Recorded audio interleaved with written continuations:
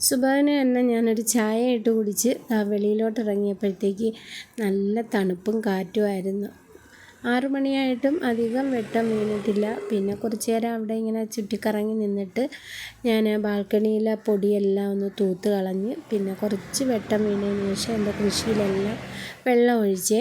കൂടുതലൊന്നുമില്ല, ഒരു 2-3 ചുവട് പുതിനയിലയുണ്ട്, മല്ലിയിലയുണ്ട്, പിന്നെ പൊന്നാങ്കണ്ണി ചീരയും ഉണ്ട്. അതിൻ്റെ കൂടെ നമ്മുടെ സാദാ ചീരയുണ്ടല്ലോ, അത് തോരന് വേണ്ടി വാങ്ങിച്ചതിൽ നിന്ന് ഞാൻ അതിൻ്റെ ആ കമ്പ് ഇങ്ങനെ വെട്ടി വെള്ളത്തിലിട്ട് വെച്ചിരുന്നപ്പം വേരിറങ്ങിയപ്പം നട്ടതാണ്. അത് നല്ല ഇല വന്നിട്ടുണ്ടായിരുന്നു.